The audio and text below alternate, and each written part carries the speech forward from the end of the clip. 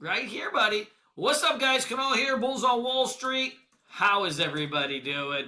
Hey, nasty day in the markets. Not much else to say. So let's spend some time digging into what the heck is happening in the United States stock market and then what is the play from here, because we're getting a lot of nasty little signals here. So, as we've been talking about for quite some time, when the market is under the 50-day moving average, you do tend to get a lot more volatility. And we have been stuck in kind of a longer term range that's just kind of up and down for a period of time. We're not in a bear market. We're not in a bull market. We are just in a range bound market. And this is what happens in range bound markets. You'll get very sharp rallies and then sharp declines and sharp rallies and sharp declines. And we are going through this while digesting the AI bubble kind of deflating. You know, you see stocks like NVDA all showing, right, kind of head and shoulders rollover patterns. And so we're getting this pressure into the markets. Doesn't mean it's the end of the stock market, the end of the bull market, no. But markets tend to do this. You know, we got spoiled in this tariff run, you know, where everything doubled and tripled and quadrupled, even like, you know, even stocks like, right, like AVGL was, right, $120, right? Taiwan Semiconductor, right, $130, right? Things tripled. How much more do people want, right? And so stocks tend to take long periods of digestion. If you look at like some names, right, even like NVIDIA and stuff like that, NVIDIA spends a lot more time sitting in range than it ever does trending, right? So it'll trend for a period of time, and then it sits in a range for that long of a period of time. And if you look at it, you know, in previous rallies, like it sat in a range for like a year, right? A year and some change. So it went on a huge run and then, right, spent a year in rally, then went on a huge run and it's going to spend quite some time in range. And that's just the way these things go. And so we're into this kind of, you know, kind of peak euphoria that is just deflating a little bit, right? You're seeing all this stuff like Oklo and stuff, right? Just getting shemangled. So anytime you see the big nub, right? The middle finger, right? The butt worm itself, that is, right, like your telltale rollover pattern. And a lot of these names still have probably more room to go. You know, I'm surprised the indexes have not really showed that much drop. Like we're not that far from all-time highs at 5%, 4%, right? So market itself has held up pretty well, but we're getting this deflationary action in the AI. Bitcoin also, right, just a nasty bear flag here too. And this could break down really any day. You know, if you see Ethereum, we also has a bear flag. So everything kind of just looks like a bear flag. The tech looks like a bear flag. AI looks like a bear flag, right? Ethereum looks like a bear flag. Bitcoin looks like a bear flag. America looks like a bear flag right now. But anytime you start thinking that, the market can shoot the other way. So you don't want to get complacent. In the history of my trading career, as I've been doing this my whole adult life, owned bulls on Wall Street since 2008, anytime, you know, you start leaning one way, everybody gets nasty. You got to be careful of rallies and stuff like that. So if you look here, market breadth is still not oversold enough that gets me like really bullish. I want to see this T2108 like sub 20, right? To really get bullish and say like, okay, the market's just cratered. So just some couple things to be mindful. Now there is something else here. MU had its earnings out. It kind of held up okay, I would say. You know, they were gangbusters, no getting around it, obliterated estimates, guidance, all of that stuff was good. And it's held up. So this will be the big tell for tomorrow, right? If it holds up, maybe even makes an attack, you probably get some action and some bounces and some things, all right? If this does a NVIDIA where it spikes up in the morning and then completely rolls over, then put your fucking helmets on. We coming in for the crash, right?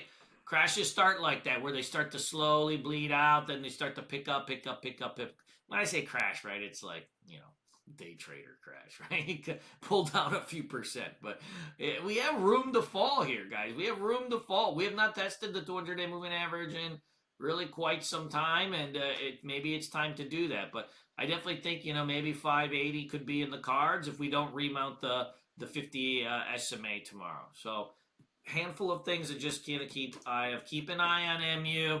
We had another failed breakout in IWM, and this is not bullish, right? So you're cutting rates. You keep breaking out the highs on this damn thing, and it doesn't hold. That's not bullish either, right? So between Bitcoin, AI, semiconductors, right, you don't have a bullish thing really under the belt, right? And the only things that look still really bullish, right, is like, you know, out of is like a lot of random, right, a lot of the random industries that, like, frankly, a lot of day traders just don't like playing, but they're there, right? Like, you know, like you have, you know, silver, right? Gold miners is holding up. Metals and mining is holding up. Retail is still looking decent, right? Steel. So you have other things that are kind of going, but most people just want, right, like high beta names to go. And right now it's like the boring kind of stuffs are going. Like, right, you're not popping a Broner, like trying to trade, you know, UAL and stuff like that. So it's just a period of caution for most traders. If you're an aggressive trader, like for us, like in the chat room, we've just been shorting the shit out of stuff every day. You know, AMD. We took some puts on this today, and right, you know, this kind of stuff. We've been taking downtown Julie Brown, and I think that's just that's the play right now, is just to kind of keep trading with the trend. And you know, we had a nice trade in Oracle today. I think these all they just are all weak structured right now, and they don't show any signs of bouncing. So let's dig into the watch list, and I just, you know, breed some caution. Use MU as a tell tomorrow. EXK still got a breakout spot at around 10. Gold is still hanging out here. This 400 is like a little bit of a lid, but if it breaks over, I think we go maybe 410, 420. Lululemon, see this? Even with the market hanging out. Retail, right? And you got the big base breakout. It's watch this 210. It's coming. You know, NEM's got a baby flag here. Roblox got a bear flag if you need a short tomorrow. Coin looks just like IBIT. You know, coin's like a little bit weird on the margins sometimes, so I may just take some puts in IBIT if I think that this thing is going to break down. Google I'm watching, but not for a short. I'm seeing, you know, if we get one more flush off, about 1 day's worth of ATR, the ATR is $9. We're about 1 day's worth of ATR to the 50. I think that's probably worth a bounce, because that'll get you below the lower Bollinger Band, oversold stochastics into the 50. I think that's a good spot. NVIDIA's got a head and shoulders, you can call that. Bear flag in MSTR, right? Like, you know, we could get some putsies on this thing as it breaks down. You got kind of multiple tests coming right into this level here. And look, Tesla, you know, Tesla got rolled today at that 500 kind of resistance. At this point, it's not holding its breakout that well. It's not considered a failed breakout yet, but Tesla had a long run. Like, you were up 1, 2, 3, 4, 5, 6, 7 days, you know, minus this inside day here. If the market is pulling, like, you're not getting a Tesla breakout. And we were talking about that in, you know, yesterday's video. The chart was awesome, but are you really breaking out in this market environment, or is that breakout used for liquidity, right? And I think that's what's kind of happening. ARM is one that I'm actually watching for a flush out, like a big gap down or something. You had 1, 2, 3, 4, 5, 6 days. You're outside the lower Bollinger Band, 10 stochastics. I actually think this one more breakdown on this bad boy. One more gap down on this. I think we could actually long it. But I want that extension, right? If you're doing a mean reversion play, get the extension. AMD, tap right here. Man, I had awesome entry on this. And Piker, just call me Daddy Piker. That's my name, right? Like us Indian people, we need to make money every day, you know. And so I invented, you know, Pikerism. It's a religion. It's a religion. But what are you gonna do, right? It's how we roll. But this has still got a nice setup on it. And then, dude, the short list, right? Short list on this thing. I don't know what to tell you guys except it's an awesome environment to day trade. I would not be swing trading much. Just kind of, keep it in your pants for a little bit, play a little pocket pool, but keep it in your pants. Like the time is coming, but it ain't now. This is just a back and forth flippers market, but the range has been awesome, right? Like the range has been awesome.